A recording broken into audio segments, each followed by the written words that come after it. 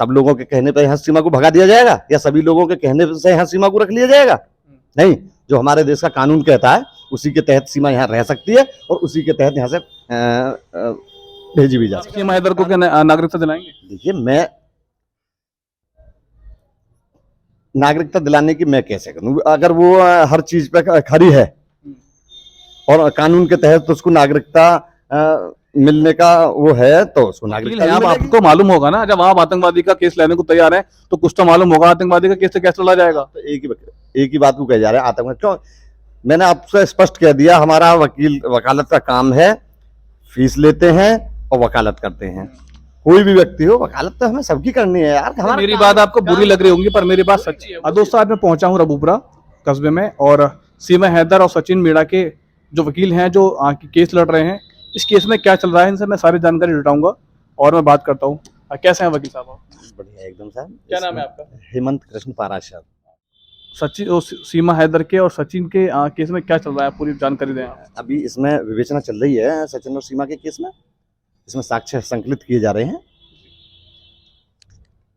किस तरह सचिन को सीमा को आना चाहिए था और किस तरह अभी तक इनका जो केस है क्या अभी तक ऐसा है? धाराएं क्या क्या लगाई गई हैं? धाराएं इस पर 14 विदेशी अधिनियम और 120 बी आईपीसी, ये धाराएं हैं। अभी जो एटीएस की टीम लेकर चली गई थी पूछताछ के लिए, अब तक क्या जानकारी मिल पाई है? एटीएस की टीम ने इसको जो क्लीन चिट दी है, पर लेकिन अभी एटीएस की जांच अभी चल रही है। अभी चल रही है एटीएस की जांच। देखिए, लोगों का सबसे ज्यादा ये कहना है कि आधे लोग तो इस तरह कहते हैं कि जो सचिन है और सीमा है इन दोनों की शादी यहाँ करानी चाहिए, इनको नागरिकता मिल जानी चाहिए। कुछ लोग कह रहे हैं कि पाकिस्तान उनको भेज देना चाहिए। क्या लगता है आपको, भेज देना चाहिए यहाँ रखना चाहिए? मैं नहीं कह सकता कि भेज देना चाहिए, यहाँ रख लेना चाहिए। मैं तो सिर्फ और सिर्फ कानून के दायरे में रहकर बात करना चाहूंगा और जो हमारे देश का कानून है उसके तहत मैं हर वर्क करूंगा और हर व्यक्ति का भी कर्तव्य ये है कि कानून के दायरे में रहकर ही काम करें। अगर कोई बाहर से आतंकवादी घुसपैठिया आ जाता है तो आप उसका भी केस लड़ेंगे? यार, मेरा तो वकालत का काम है। कोई घुसपैठिया आओ या कोई आओ, वकालत तो मैं करूंगा भाई। मेरा क्या है, फीस लूंगा और उसकी वकालत करूंगा। मैं आतंकवादी की भी आप वकालत करेंगे? बिल्कुल करूंगा यार, उनसे फीस लूंगा तो करूंगा क्यों ना। मेरा काम ही वकालत का। क्या आतंकवादी की वकालत कर रहे नहीं है जो भारत के वकील हैं? क्या वो कर रहे नहीं है? बताइए। अजमल कसाब के जो वकील है, इनके वकील है, वकालत कर रहे हैं तो करनी नहीं चाहिए ना आतंकवादी को। तो आतंकवादी की ये हमारा आप आतंकवादी की करेंगे? वकील है, हमारा काम ही वकालत का, तो हम वकालत करेंगे जी, कोई भी व्यक्ति हो। तो ये नहीं कि उसकी वकालत कर। आप सीमा हैदर को क्या नागरिकता दिलाएंगे? देखिए, मैं नागरिकता दिलाने की मैं कैसे करूं? अगर वो हर चीज पे खरी है और कानून के तहत उसको नागरिकता मिलने का वो है तो उसको नागरिकता भी मिलेगी। 4 बच्चे भी लाइए, पासपोर्ट एक जाली 4 बच्चे लाओ या 5 बच्चे लाइए, पासपोर्ट अभी आप जाली कह नहीं सकते कि जाली पासपोर्ट लाइए। पासपोर्ट उसके वैध है लेकिन उसका वीजा नहीं है, उसका सिर्फ वीजा नहीं है उसका। और वीजा की वजह से ही वो थोड़ा नागरिकता मिलने में थोड़ी कठिनाइयों का सामना करना पड़ेगा। तो आपका मतलब कहना ये है कि अगर वो वीजा लेकर आते तो नागरिकता मिल जाती? देखिए, मैं आपसे एक बात कहूं, आप अपनी किसी रिश्तेदारी में जाइए, यदि आपका वहां मन लगता है तो हो सकता है आप महीना भी रहें, 2 महीना भी रहें, है ना। और आपका मन नहीं लगता है तो हो सकता है 4 दिन में अपने घर वापस आ जाएं, है ना।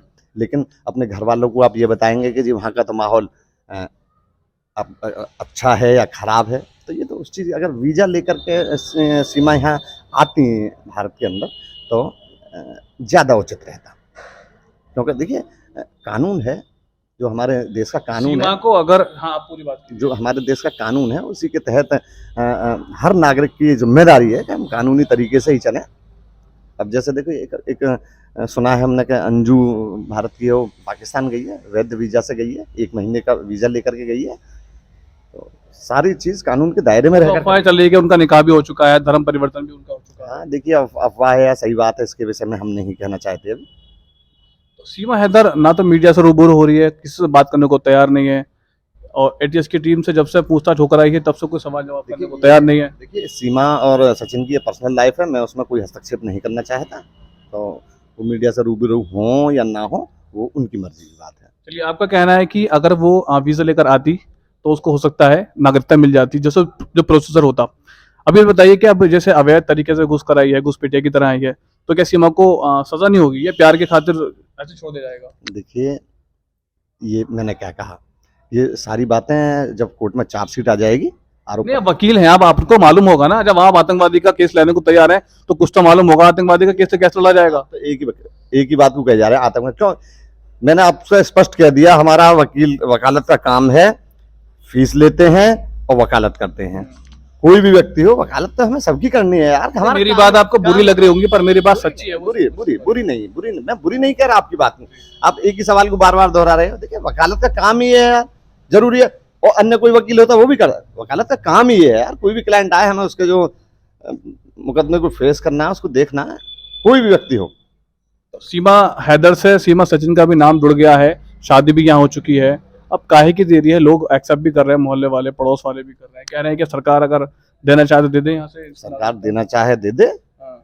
अब जब ये लोग सभी ये कह रहे हैं कि जी एक्सेप्ट कर रहे हैं, तो अच्छी बात है जी। अब सरकार को भी लगता है अगर दे, पर लेकिन नागरिकता तो कानून के दायरे में रह करके दी जाए, कानून से हटकर थोड़ा ही कि सब लोगों के कहने पे ही जो कि सीमा, सब लोगों के कहने पे यहाँ सीमा को भगा दिया जाएगा, या सभी लोगों के कहने से यहाँ सीमा को रख लिया जाएगा। नहीं, जो हमारे देश का कानून कहता है उसी के तहत सीमा यहाँ रह सकती है और उसी के तहत यहाँ से भेजी भी जा सकती है। कानून के दायरे में रह करके सारे काम होंगे। अच्छा ये बताइए, फर्स्ट टाइम जब आपके पास केस आया था सीमा हैदर का और सचिन का, तो क्या आपने ही लड़ा था या इसकी गारंटी आपने ली थी सीमा हैदर की? ये मैं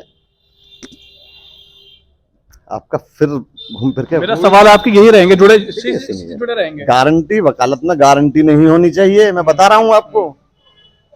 थोड़ा स्टार्टिंग आप बताएं किस तरह आपके पास केस आया था। मैं बताऊं, हालांकि मुझसे बहुत सीनियर एडवोकेट भी हैं मेरी उम्र के हिसाब से, और मैं जो मुझसे जूनियर एडवोकेट है, मैं उनको भी ये मशवरा दूंगा कि गारंटी नहीं, गारंटी किसी चीज की नहीं होनी चाहिए। किस बेस पे लड़ा था आपने सीमा हैदर का केस? देखिए, बिहेव, इसमें जो 14 विदेशी अधिनियम है और 120 भी है, जो उसके FIR के जो FIR आई उसी के तहत मैंने इनके मुकदमा लड़ा इनका मैंने।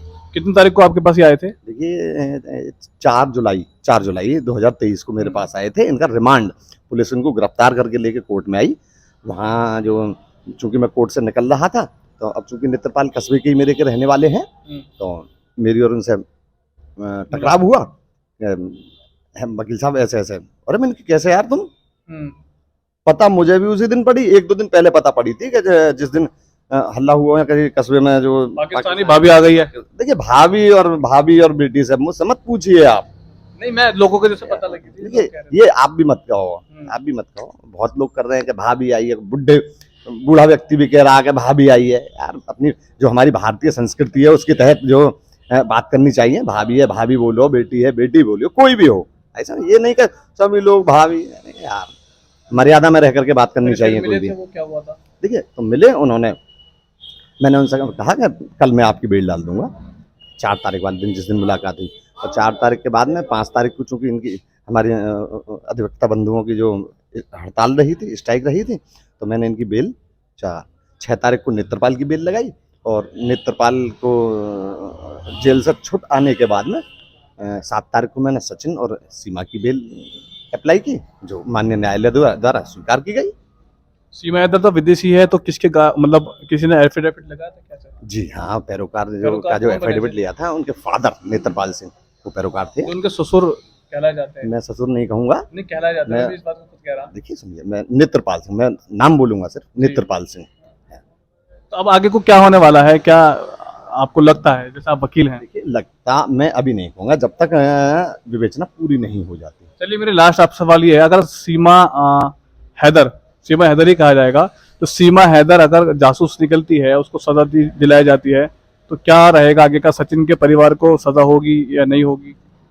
देखिए, अगर ऐसा कानून में है बचाओ। आप देखिए, ऐसा मत कहिए कि जासूस है, इस सवाल का जवाब मैं नहीं दूंगा आपको। नहीं, अगर निकली तो देखिए, निकली तो, अगर सीमा जासूस निकलती है, जो हमारा कानून है उसके तहत उसको दंडित किया जाएगा। निकलती है तो अभी आप एकदम से मत बोल दीजिए कि जासूस है, एकदम से मैं भी नहीं कह रहा कि जासूस नहीं है। अभी विवेचना पूरी हो जाने के बाद ये बातें कहनी उचित रहेंगी। तो सजा 5 साल की हो सकती है, घुसपैठ ज्यादा जैसे बनकर आई। 5 साल की हो या 5 दो, हो 3 दो की हो, 1 की हो, 6 महीने की हो, जो भी है तो वो हमारे कानून के तहत जो होगा वो होगा। चलिए बहुत बहुत धन्यवाद आपका। और आप यहाँ कहाँ बैठते हैं? मैं जेवर सिविल कोर्ट में बैठता हूँ, जेवर। जेवर सिविल कोर्ट जी। चलिए बहुत बहुत धन्यवाद। तो ये सीमा और सचिन के एडवोकेट थे, वकील साहब थे जो केस लड़ रहे हैं, और आगे की जानकारी क्या मिलती है इनसे, हम इनसे ही ये बात करेंगे, इनसे जानेंगे आगे को क्या होता है।